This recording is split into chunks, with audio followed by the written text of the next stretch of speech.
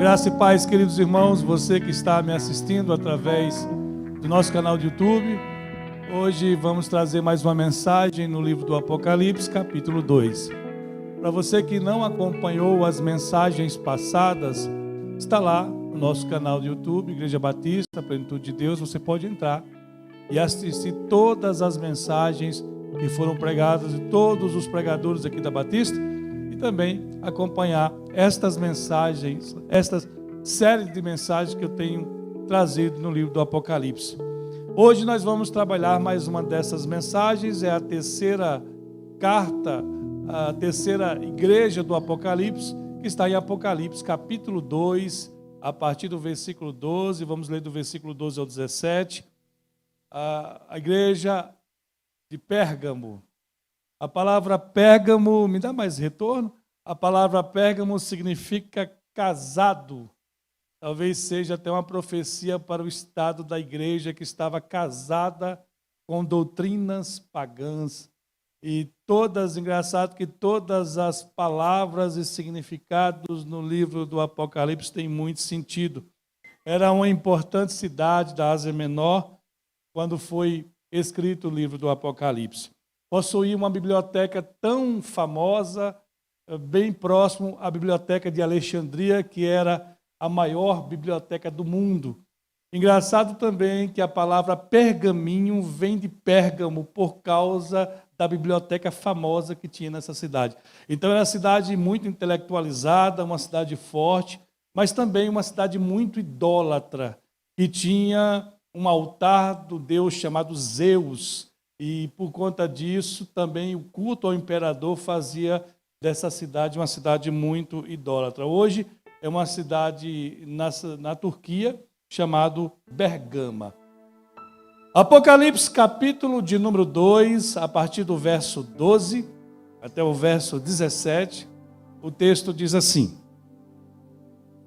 E ao anjo da igreja que está em Pérgamo escreve: Isso diz aquele que tem a espada aguda de 2 fios. Eu sei as tuas obras e onde habitas, que é onde está o trono de Satanás. Retens o meu nome e não negaste a minha fé, ainda nos dias de Antipas, minha fiel testemunha, o qual foi morto entre vós, onde habitas Satanás. Mas umas poucas coisas tenho contra ti, porque tens lá os que negam a doutrina de Balaão, os que seguem a doutrina de Balaão, o qual ensinava Balaque a lançar tropeço diante dos filhos de Israel, para que comessem dos sacrifícios da idolatria e se prostituíssem. Assim tens também os que seguem a doutrina dos nicolaítas, o que eu aborreço.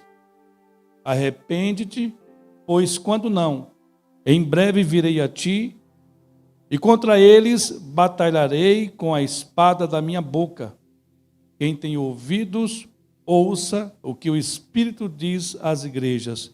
Ao que vencer, darei eu de comer do maná escondido e dar-te-ei uma pedra branca, e na pedra um novo nome escrito, o qual ninguém conhece, senão aquele que recebe.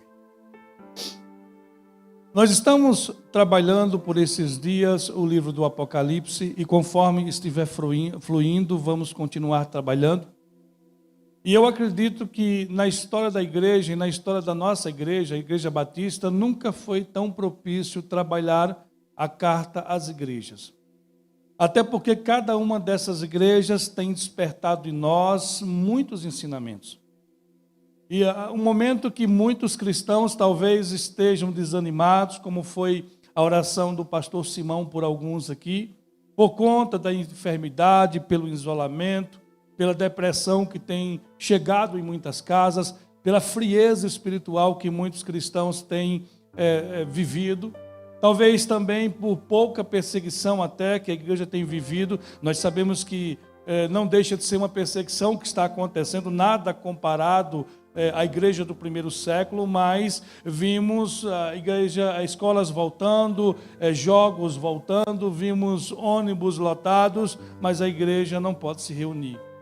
De certa forma, nós estamos vivendo, queridos, um momento que temos que refletir E cada uma dessas igrejas viveu um momento muito difícil no primeiro século, muito mais difícil do que o que nós estamos vivendo agora, mas nenhum deles desistiram. Aleluia! Quando eu preguei aqui a primeira carta à igreja de Éfeso, o tema da mensagem foi a igreja descuidada. A segunda mensagem que eu preguei à igreja de Esmirna foi a igreja sofredora. E hoje eu pregarei a terceira mensagem, a terceira carta para a igreja de Éfeso, que era a igreja flexível. Nós temos que ter cuidado que nesse momento que estamos passando, tem muito crente ficando flexível. E assim como esta igreja tem muito o que nos ensinar, com certeza a mensagem desta noite nos fará refletir sobre muitos conceitos que talvez muitos de nós tenham abordado, tenham aceitado. A palavra flexível significa, aleluia, que se pode curvar ou dobrar com facilidade. Arqueável, dobrável, inclinável, maleável. Dependendo do contexto que você trabalha essa palavra, esse alguém ou algo, significa que quando você fala que alguém é flexível, é uma pessoa fácil de trabalhar. Mas dependendo do contexto, isso pode ser um problema. Aleluia. No entanto, temos que ter cuidado com o que estamos sendo flexíveis.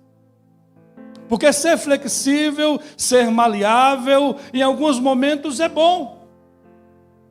Mas naquilo que concerne a palavra de Deus e a sua doutrina, nós não podemos ser flexíveis. Existem princípios inegociáveis que, se abrirmos para flexibilidade, nós não serviremos a Jesus. Apesar do sofrimento que esta igreja, o sofrimento intenso que a igreja estava vivendo no primeiro século, esta igreja recusava-se a ser flexível. Porque flexibilidade nesse contexto aqui era se curvar à idolatria. Mas quando eu falo esta igreja, eu estou falando dos verdadeiros cristãos dessa igreja. Porque os verdadeiros cristãos, eles não têm como base o seu modo de interpretar o texto, eles não têm como base apenas uma concepção do momento, mas eles olham para a doutrina da Bíblia. Mas era uma igreja que a sua maioria, infelizmente, de talvez falsos cristãos, se poderíamos dizer assim, que eram flexíveis. O versículo 12 começa: o anjo da igreja que está em Pérgamo escreve. Isto diz aquele que tem a espada aguda de 2 fios. A descrição que Cristo faz de si mesmo como aquele que tem uma espada aguda de 2 fios, certamente animou os cristãos de Éfeso, de Pérgamo. Pois isso era muito importante, eles estavam sendo perseguidos pela espada de Roma. Em outras palavras aqui, quando chama a atenção o Senhor a esta igreja, fala: vocês não podem temer aqueles que podem matar o corpo. O cristão não pode temer as ameaças dos governos, as ameaças daqueles que querem tirar o nosso contato com Deus. Irmãos, nós não podemos temer. Sim, temos que respeitar autoridades, temos que respeitar todo o poder constituído, mas o poder maior e acima de todos os poderes é o poder do nosso Senhor e Salvador Jesus Cristo. Aleluia. Eu sei as tuas obras, diz o texto. Aleluia. E onde habitas, que é onde está o trono de Satanás. Pérgamo aqui abrigava um dos primeiros templos constituídos e dedicados a César. Era defensora fanática do culto ao imperador. Isto era o motivo de muitos cristãos, inclusive, estarem sendo perseguidos. Porque os imperadores do primeiro século, e principalmente os imperadores do primeiro século, eles queriam ser idolatrados, exaltados como Deus. Um cristão que conhecia o Senhor Jesus e a sua palavra, sabia que o seu único Kyrios era Jesus, o seu único Senhor era Jesus. Eles usavam o que? A política, leis, como talvez muitos vão usar. Eu estava lendo esses dias artigos até que a ONU, um decreto da ONU, para um projeto da ONU, para que até 2030, perdão, irmãos, muitas coisas venham ser encaixadas e muitas situações que serão implantadas serão para a perseguição da igreja. Tirar a nossa liberdade de culto. Desde 1967, no Concílio de Vaticano II, tem se trabalhado fervorosamente para o ecumenismo, que é a unificação de todas as religiões. Temos falado muito isso quando damos aqui seminários de Apocalipse, irmãos, e nós não podemos perder o foco, porque a palavra de Deus diz que nos últimos dias estas coisas de fato vão acontecer. Mas aqui o Senhor fala: eu sei das tuas obras. Aonde habita o trono de Satanás? Pérgamo tinha o trono de Satanás, o culto ao imperador, tinha o altar de Zeus, um grande altar, era uma cidade que vivia às margens da idolatria. Talvez essa expressão aqui, trono de Deus, trono de Satanás, seja voltado à questão do culto ao imperador, ou até mesmo o altar, o grande altar de Zeus. Qualquer que fosse a razão, voltamos para a idolatria e para o desvio da fé. E Deus falou: eu conheço vocês, eu sei aonde vocês estão habitando. Por sua idolatria, razão de sobra, talvez para que Deus, o Senhor Jesus, através do anjo, notificando o Apocalipse a João, fala essas coisas. Trono de Satanás, era uma cidade que tinha o trono do diabo. Nós sabemos que o mundo jaz no maligno, mas a perversão, a idolatria, era de forma terrível. Mas escute, irmãos, por mais que houvesse situações terríveis, o Senhor também tinha o seu povo escolhido nesta cidade. E estes não se vendem. A parte B do versículo 13 diz: retei o meu nome, não negaste a minha fé, ainda que nos dias de Antipas, minha fiel testemunha, o qual foi morto entre vós, onde Satanás habita. Quem era Antipas? Antipas era um bispo da igreja de Pérgamo, que por sua fé, por não negar a Cristo, por ser um homem íntegro, por ser aqueles tipos de pastores que não se dobram, por ser alguém enérgico, que amava Jesus acima de todas as coisas, ele foi, assim como foi Policarpo, que eu preguei na igreja de Esmina, ele também foi martirizado. Era esse o saldo de quem obedecia a Jesus no primeiro século. Era esse o saldo dos homens, bispos, pastores, que serviam a Jesus no primeiro século. Quando eu preguei aqui sobre a igreja de Esmina, eu falei de Policarpo, que foi queimado vivo. Este homem aqui também pagou com a sua vida. E quantos cristãos, quando chegarmos perto do arrebatamento da igreja, irmãos, vai pagar com a sua vida por não voltar atrás, por não se vender, por não pregar outro evangelho. E muitos deles serão perseguidos pela própria igreja apostata, desviada. Aleluia. Aleluia.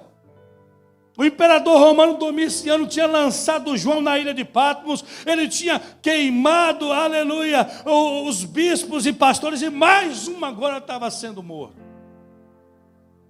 Era uma verdadeira caça às bruxas. O contexto do período do primeiro século é um contexto terrível. Eu vejo muitos cristãos hoje, irmãos, nós vivemos uma época do TikTok, que todo mundo quer se aparecer, as pessoas não fazem mais nada, aleluia, para que ninguém saiba ou veja ele dando uma cesta básica. O Adriano até me falou de um projeto social que ele foi, que ele até se envergonhou, porque todo movimento, ou uma cesta, ou um abraço, ou algo que se fazia, tinha que ter um flash para aquele grupo. Vivemos uma época, se pudermos analisar pelo menos o contexto do primeiro século, que nós estamos tão distantes da igreja. Preguei aqui sobre a igreja de Éfeso, a primeira, que era uma igreja que até obedecia, mas o primeiro amor já ficou para trás. Hoje eu não vejo nenhuma igreja que obedece, nem que tem primeiro amor. Que lá primeiro amor? E quando eu falo isso, eu falo das massas. Eu sei que o Senhor, como foi com Elias, terá sempre o seu povo escolhido, terá sempre o seu remanescente, que não vai se dobrar, irmão. Antipas foi morto, mas a igreja permaneceu. O sangue dos mártires regou o solo sagrado, onde a igreja botou nesses 2000 anos. E nós somos frutos, e é por isso que muitos de nós pregam com tanta intrepidez. Quando nós lemos a história destes homens, nós batemos continência e dizemos: o meu Redentor vive ainda. Oh, glória! Versículo de número 14. Mas umas poucas coisas tenho contra ti. Apesar de ser uma igreja perseguida, apesar que era uma igreja que tinha pessoas que estavam até dando a sua vida, essa igreja também tinha uma situação reprovável. E o pior, irmãos, dessa situação reprovável que esta igreja tem, era a maioria. Aleluia!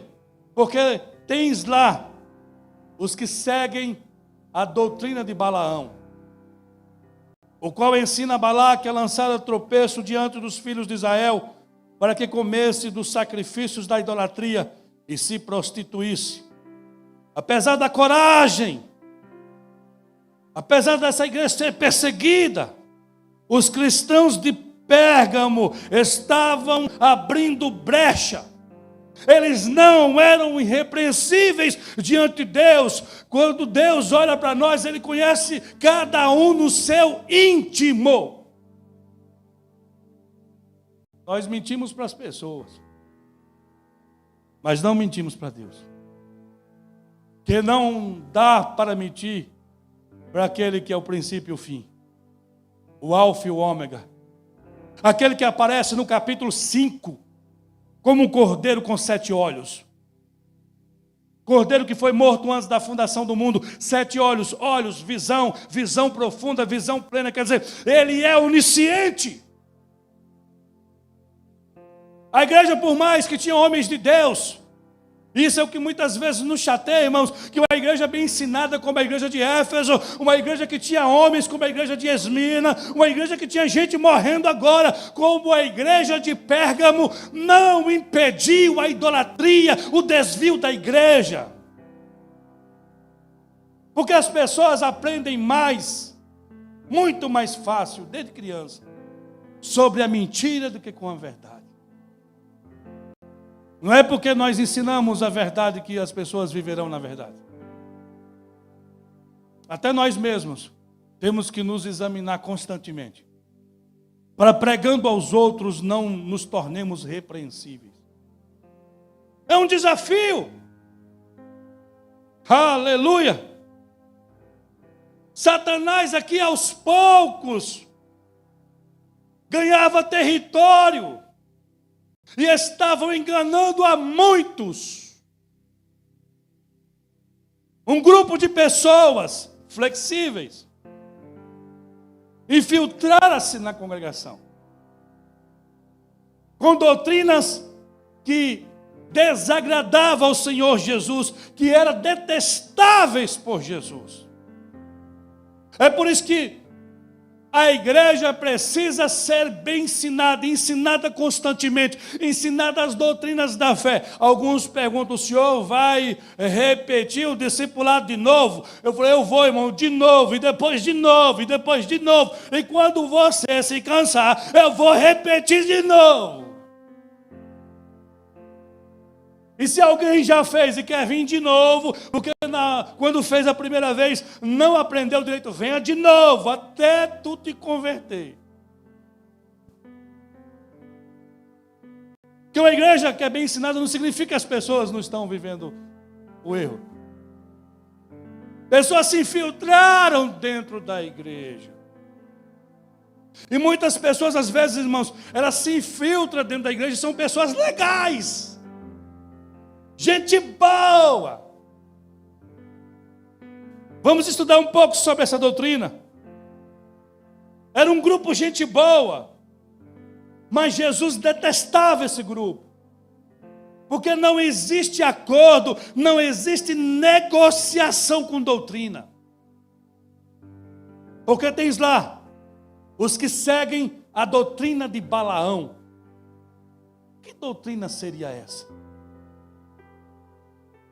Para entender esta tal doutrina de Balaão, precisamos, pastor Simão, meditar no livro de Números, do capítulo 22 a 25, onde está contando essa história.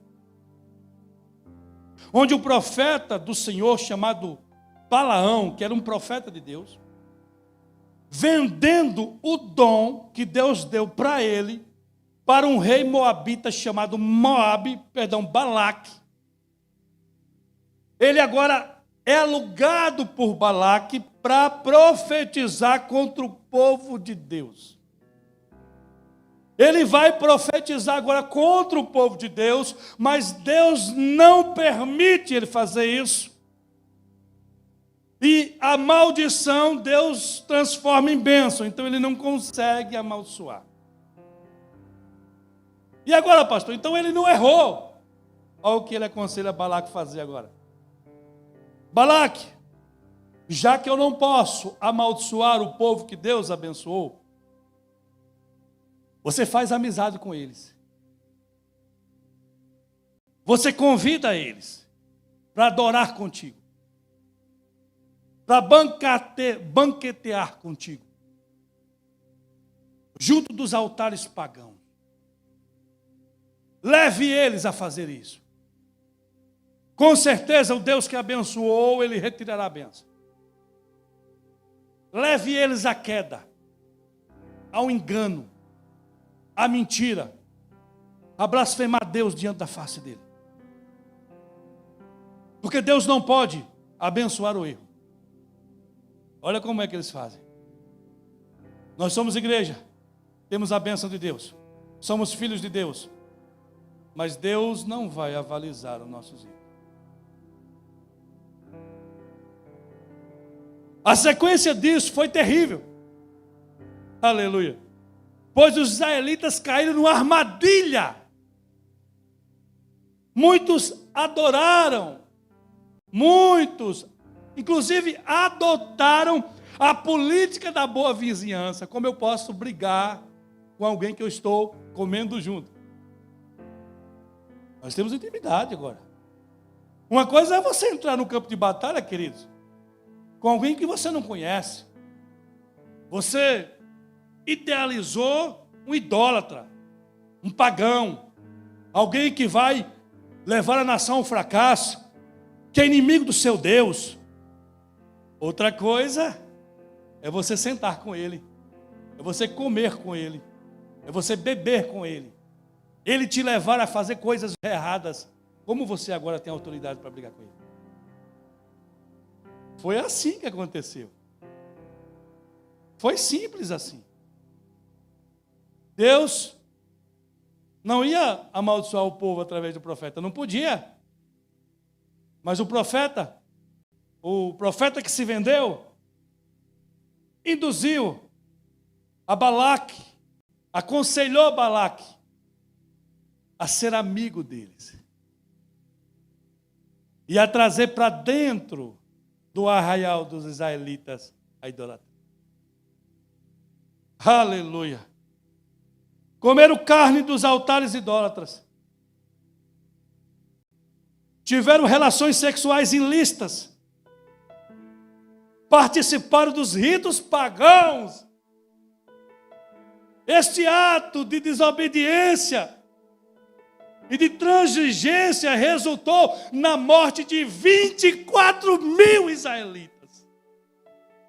Aleluia. Números 25, do verso 1 ao 9.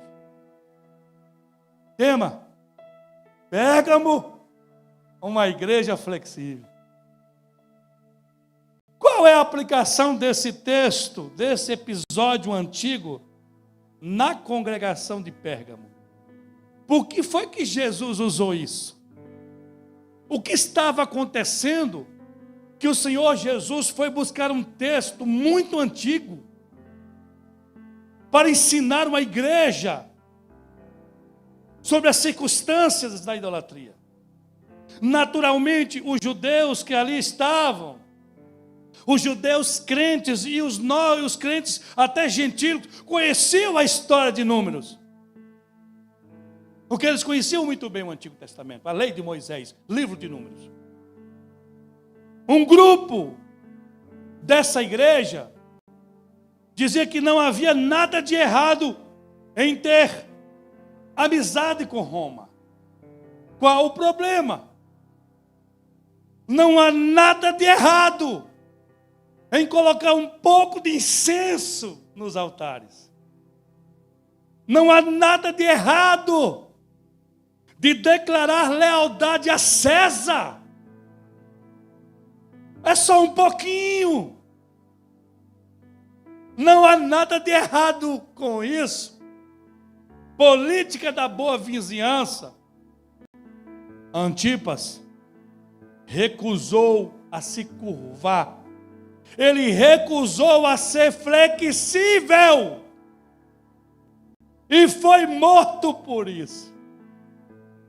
Aleluia. Mas outros, o restante da igreja, a maioria da igreja, seguiram o caminho mais fácil, cooperando com Roma. Porque, afinal de contas, eles não queriam ser perseguidos. Coisa mais terrível do mundo é cristão que fica em cima do muro. Em cima do muro não é lugar de estar, não, irmão. Tu vai tomar pedrada dos dois lados. E o pior é que o muro já é do inimigo. Porque o nosso Senhor e Salvador Jesus Cristo não divide a sua glória com ninguém. O nosso coração tem que ser dele. A nossa vida tem que ser dele. As regras que regem os negócios que fazemos tem que estar firmado nele. O nosso casamento tem que ser construído nele. Tudo que fazemos, a criação de filhos, o nosso relacionamento na igreja e no ministério, tem que ser por ele. Porque senão, vamos estar abrindo concessões o tempo inteiro. E esse é o problema. Não tem sido esse pensamento de muitos crentes hoje. Para evitar debates, para evitar desgastes, é melhor aceitar o erro. E aí você entende por que é que muitos pastores não estão fazendo força alguma para ensinar a igreja. Evangelho de João, capítulo 8, verso 32 diz: conhecereis a verdade e ela vos libertará. Se eu não conheço a verdade, eu vou ser liberto por que meio? É fácil. Vamos fazer um encontro. Vamos para Israel. Custa só 16 mil. Vamos fazer isso ou aquilo. Vamos criar meios. Queimar papel em fogueira. Acender incensos. Vamos agradar a gregos e troianos. Vamos ficar em cima do muro. Nós não temos personalidade. Mas a Bíblia nos dá só uma saída. É entregar a vida a Jesus. Porque a espada vai sair da sua boca. E vai cortar a todos os que não estão segundo a sua palavra. Assim tens que também os que negam, os que seguem a doutrina dos nicolaítas, olha o que Jesus fala, o que eu aborreço, doutrina de nicolaíta. Essa mesma falsa doutrina foi combatida pela igreja de Éfeso, nós pregamos isso no capítulo 2, verso 6.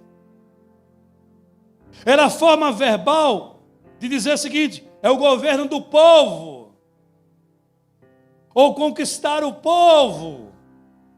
Eu vou trocar isso em miúdos. É falar o que o povo quer ouvir. Ficar amigo do povo. Para que confrontar o povo? Temos que agradar a todos. Jesus vomitou crente de igreja aqui.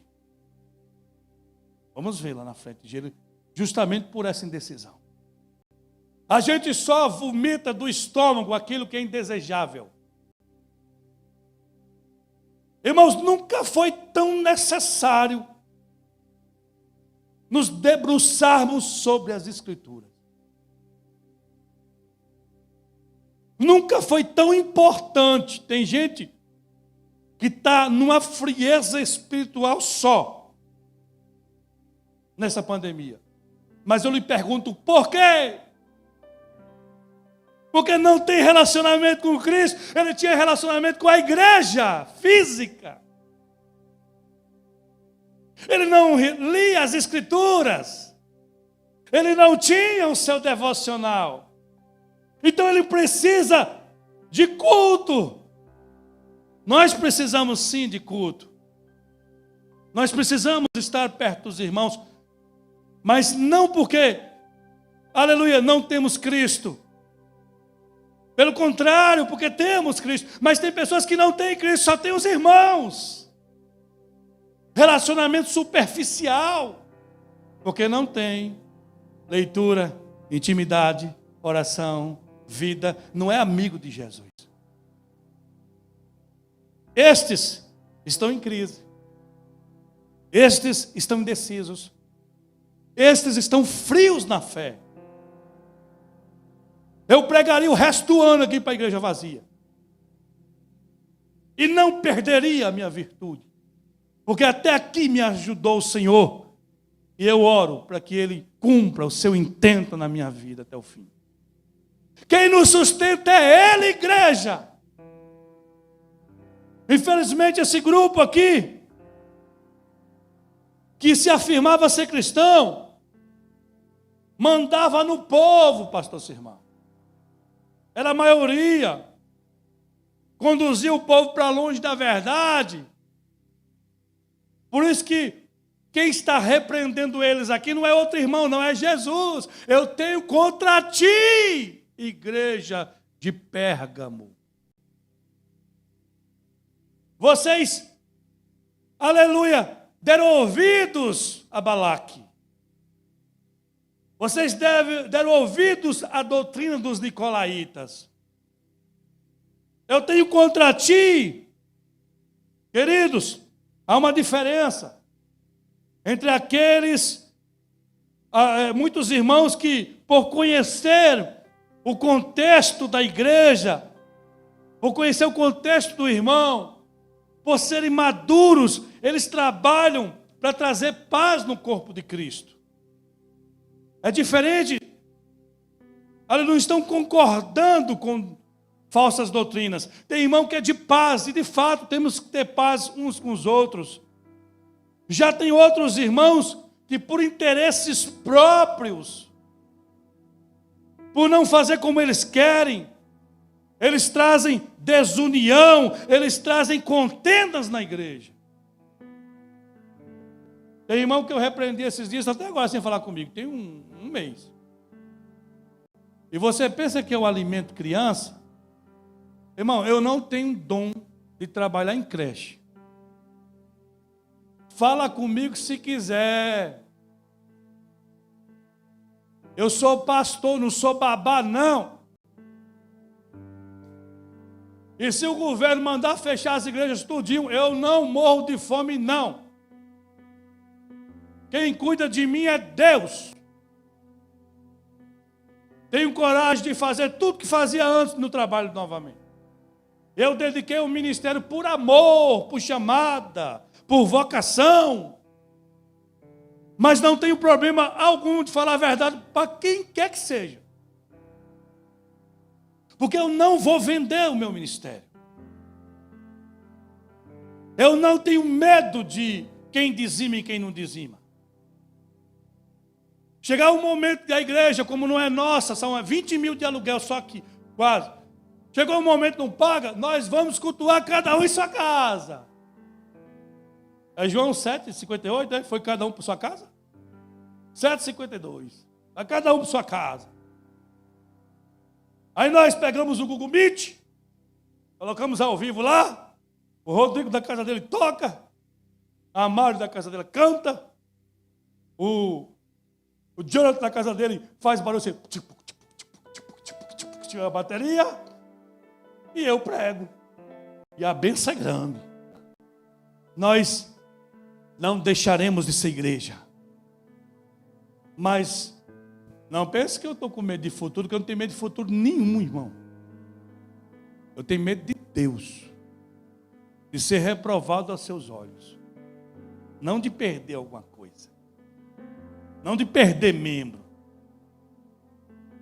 Não é nosso para perder. A ovelha não é do pastor, a ovelha é do Cristo.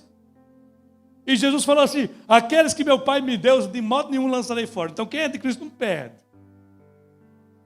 Aleluia. Um crente nascido de Deus não trabalha contra a palavra do Senhor. Você conhece quem é nascido de novo, você conhece quem é nascido de Deus, é que ele submete toda a sua vida e escolha à palavra. Ele não está preocupado com quem está em cima e embaixo, com quem é grande ou pequeno, com quem vai pregar e quem não vai pregar. A preocupação dele é em servir, irmão, em adorar, porque ele é maduro, ele entende escolhas, ele é razoável para a edificação do corpo, às vezes até perder para ganhar. Fazer como a Dilma aqui, quem perde ganha, quem ganha não perde, eu não sei lá como fica ela. O Senhor acusa os cristãos de Pérgamo de cometer prostituição espiritual. É pesado isso aqui. Aleluia. Dizendo: César é o Senhor. Em outras palavras, o Senhor Jesus fala assim: que César é o Senhor. Não, queridos. Quem morreu por vocês foi eu. Quem comprou vocês foi eu. Lá em Apocalipse, capítulo de número 5, você vai ler: ele é o leão da tribo de Judá, a raiz de Davi que venceu. Ele comprou para Deus homens de todos os povos, línguas, tribos, nações, e os fez reino e sacerdote. Aleluia. Oh, glória. O problema aqui não era ser flexível ou não, mas era de doutrina. Porque trabalhar com pessoas flexíveis é fácil. O que a gente não pode é ser flexível na doutrina. Esses irmãos flexíveis aqui estavam induzindo os cristãos de Pérgamo a aceitarem, a viverem uma vida contrária às Escrituras. Eles estavam destruindo todo o princípio estabelecido. Aleluia. Quantas pessoas a gente tem visto aí? Quantos púlpitos a gente tem testificado isso? Que para não perder, que para agradar a todos, a mensagem precisa ser de alta ajuda. Irmãos, tem pastores que estão deixando de fazer teologia, estão deixando de estudar, estão deixando de melhorar, aleluia, a sua vida com Deus, de ler as Escrituras para fazer coach. Porque agora é a nova onda. É a forma nova de pregar. Estes hereges vão queimar no inferno. Jesus falou: eu tenho contra ti, que seguem a doutrina de Balaão, que levou o meu povo ao tropeço. Quem tem ouvidos, ouça o que o Espírito diz à igreja. Aleluia. Você sabe qual o significado do nome Pérgamo? falei anteriormente, significa casado. Será que isso não seria uma mensagem, uma profecia de despertamento para a noiva de Cristo, que será casada? Ou será que nós vamos nos casar com a mentira, com o falso evangelho, com a idolatria, com a promoção de pessoas? Eu tenho um nojo de crente quando vê um músico. Se for minha mulher, eu dou um cascudo. Você gostar de uma música, você apreciar uma música espiritual, mas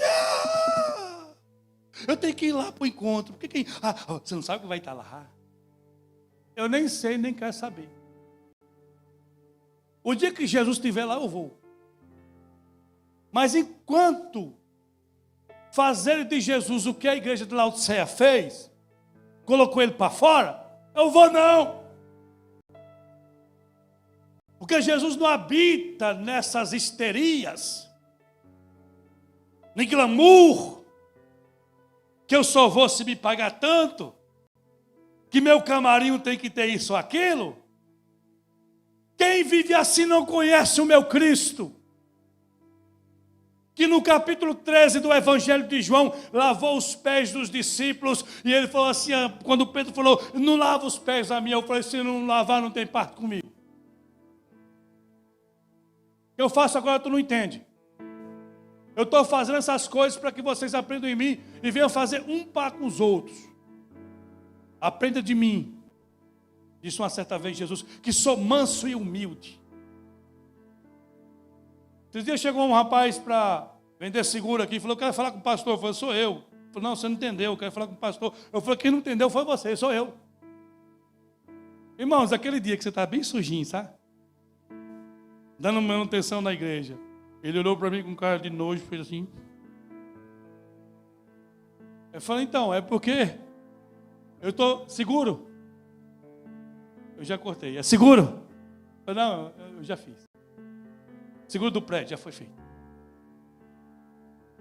Que história é essa que temos que ser estrelinha de Jesus? Os homens de Deus pregam simples e levam a honra, a glória para Cristo. E pregam com autoridade, com ousadia, sem medo, porque não estão construindo doutrina, pelo contrário, estão apresentando a palavra viva e eficaz do Senhor. Pérgamo tinha se casado com o mundo. E a Bíblia diz que sem a santificação, ninguém vai ver a Deus. No verso 16, o Senhor, que é tardio, irá-se. Ele diz assim para Pérgamo, arrepende-te. Irmão, se a gente fosse explanar esta palavra arrepende-te na Bíblia, e quantas vezes ela sai, seria necessário umas 5 horas de mensagem.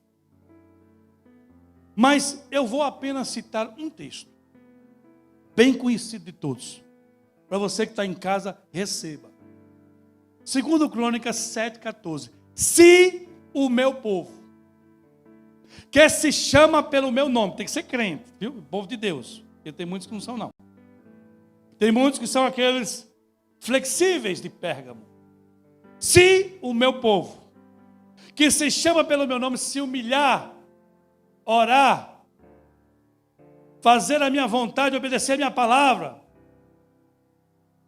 este povo que chama pelo nome, que coloca essas coisas em prática, o Senhor responde assim para ele, então, eu ouvirei as suas orações. Não estarão fechados os meus olhos, estarão atentos os meus ouvidos da oração do lugar, porque escolhi e santifiquei. Tem que ter arrependimento,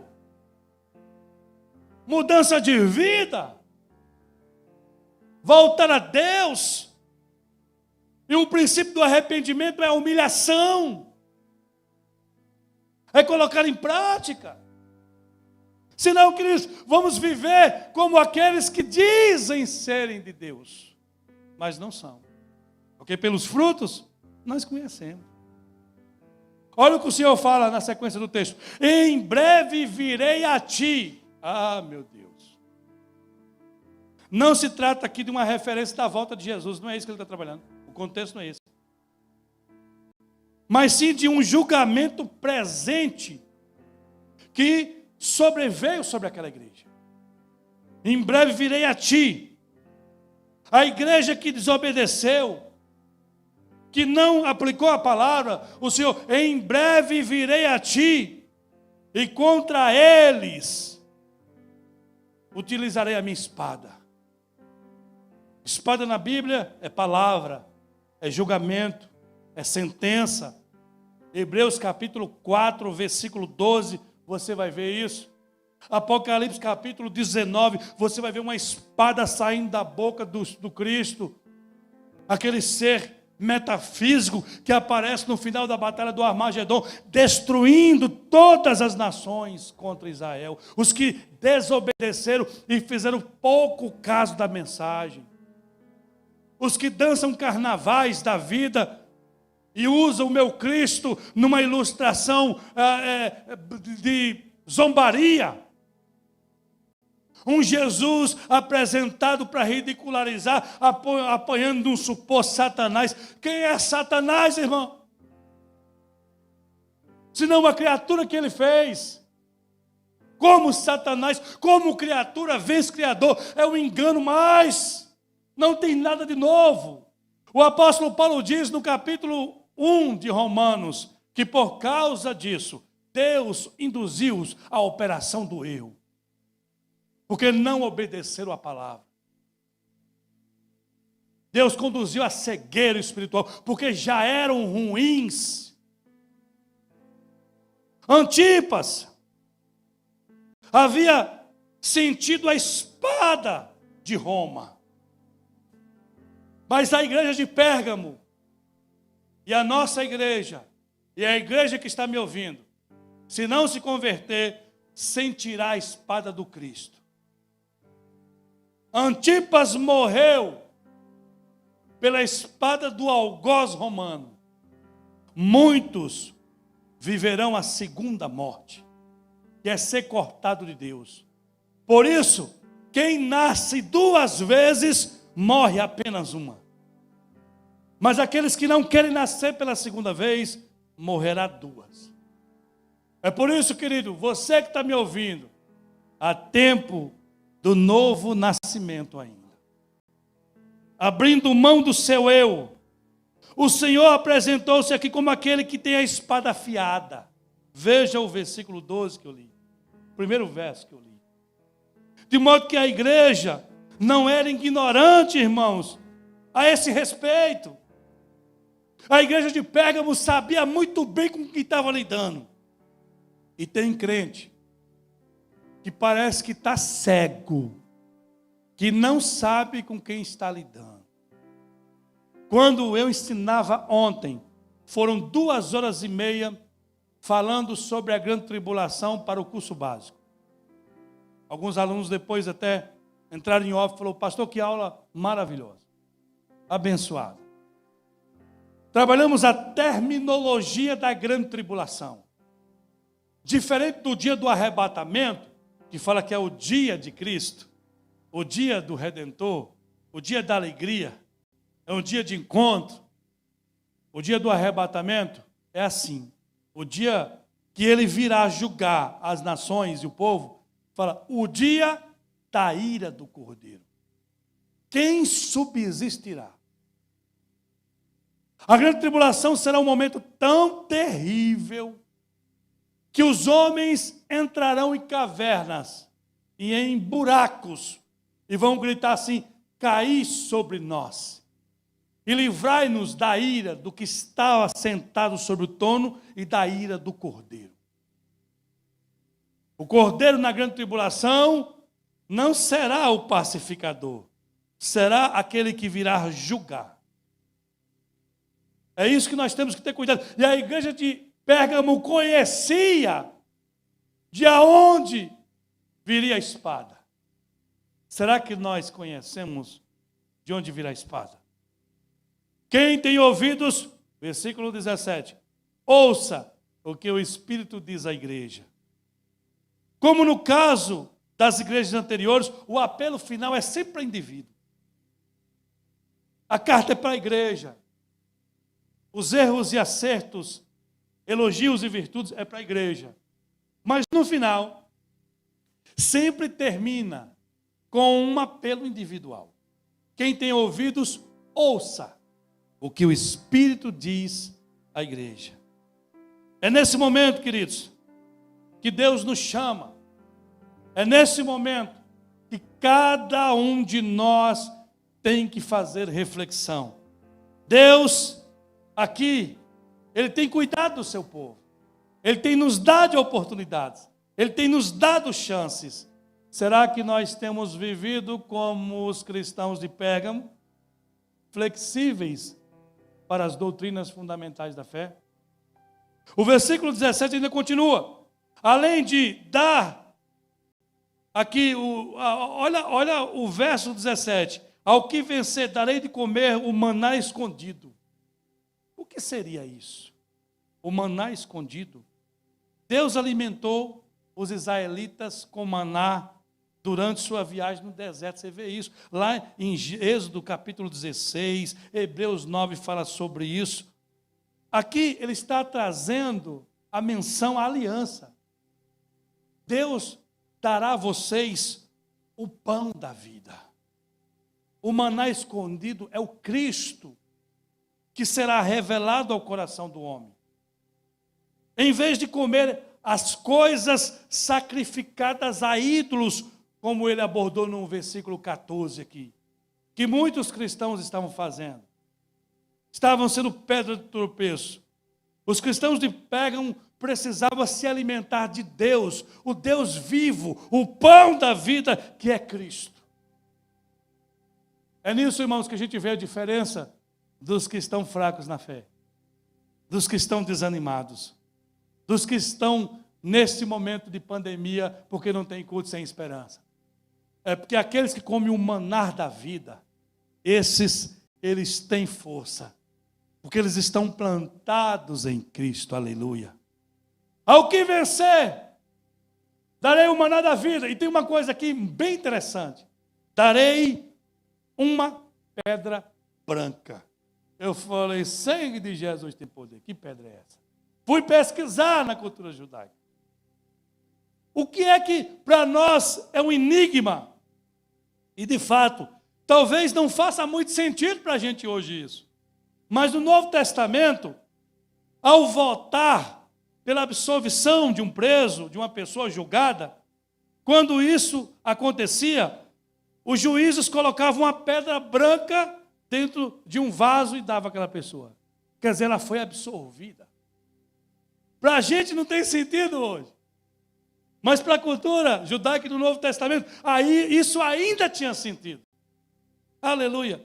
Pedras desse tipo também eram usadas como ingresso para uma pessoa num banquete. Quando alguém ia dar um banquete, recebia pedras brancas diferentes. É como se fosse a identificação para entrar no banquete. Em outras palavras, ele fala assim, você que vencer crente, você que der ouvido à minha voz, você foi absolvido. O julgamento já foi feito.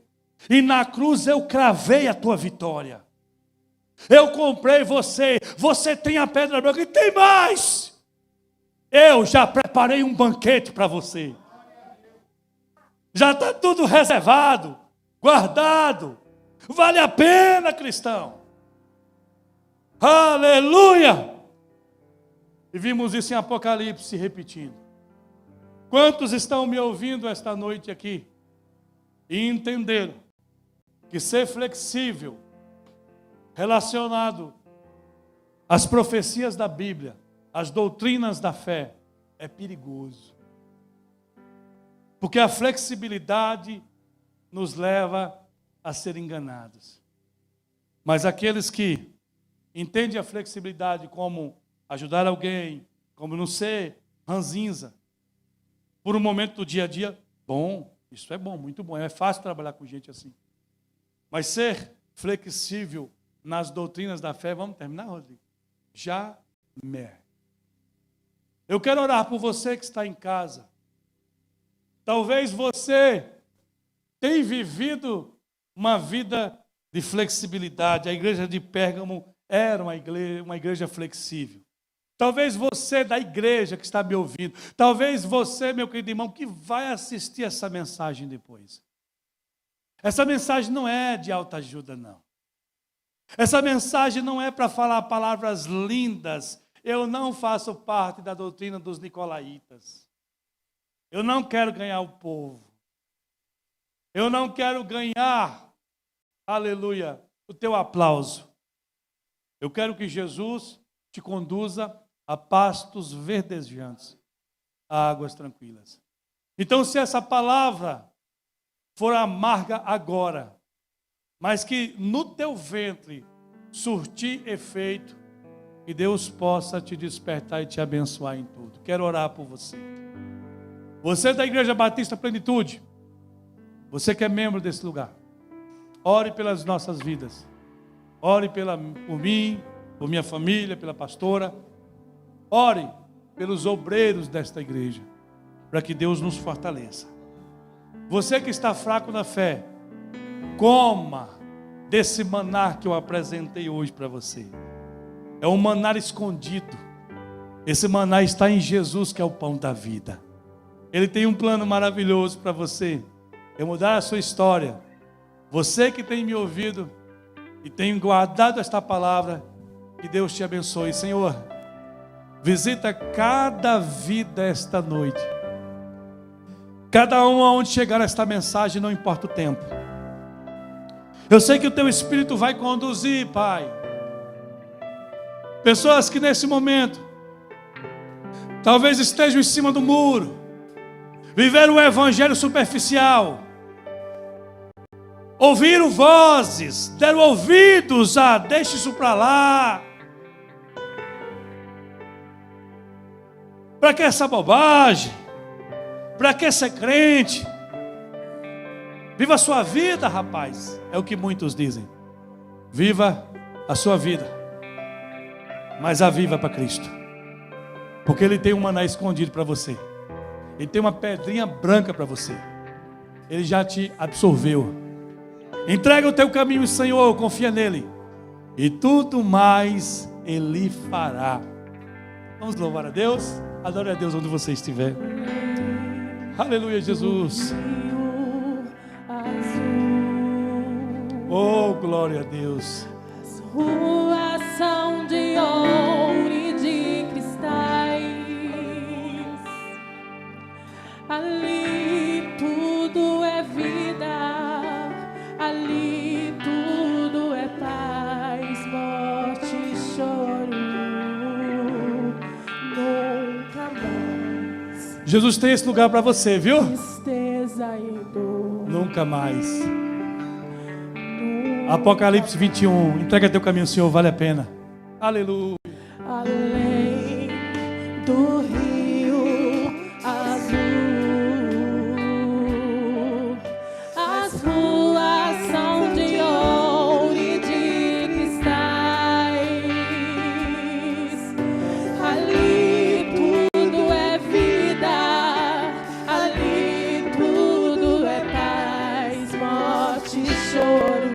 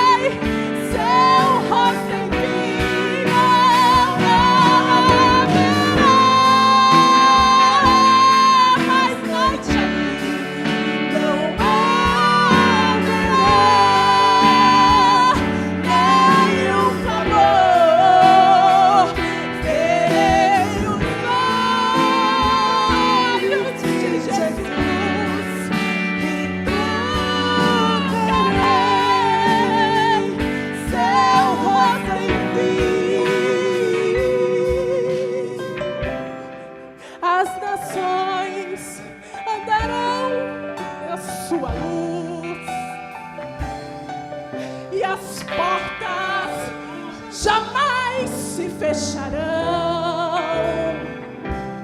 A cidade é de ouro puro, de jaspe é seu muro, além do rio azul. Morte, choro, tristeza e dor, Nunca mais, nunca mais. Morte, choro, tristeza e dor. Nunca mais, nunca mais. Morte, choro, tristeza e dor. Nunca mais, nunca mais. Morte, choro, tristeza e dor. Nunca mais, nunca mais. Morte, choro, Aleluia! tristeza e dor. Nunca mais. Nunca mais. Nunca mais.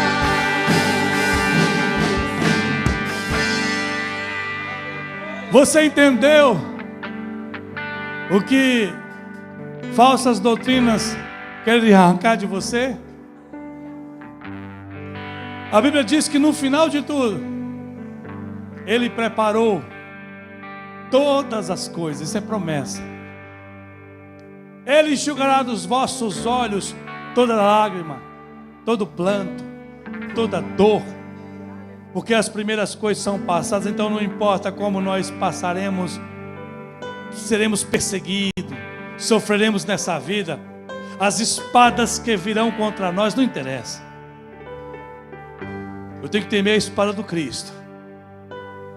O que estava sentado sobre o trono disse: João, escreve, porque estas coisas são fiéis e verdadeiras. Que Deus te abençoe, meu irmão. Abençoe tua família e tua vida. Servir Jesus é maravilhoso, vale a pena. Não tenha medo daqueles que podem matar o corpo. Antes tema aquele que pode matar o corpo e condenar a alma pela nossa desobediência. Que o amor de Deus, nosso Pai, a glória dele, do nosso Senhor e Salvador Jesus Cristo, e a comunhão do doce Espírito Santo seja com as vossas vidas hoje, sempre. E vocês possam dizer amém. Nunca mais, nunca mais. Morte, choro.